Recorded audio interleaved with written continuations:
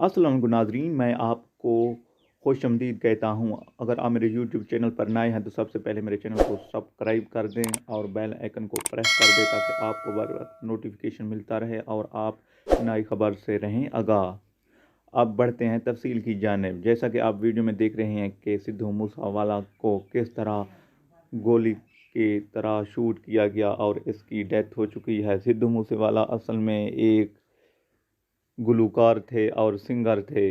इसको काफ़ी अर्सा पहले धमकी दी जा रही थी कि इसको कत्ल कर दिया जाएगा और हुआ भी इसी तरह।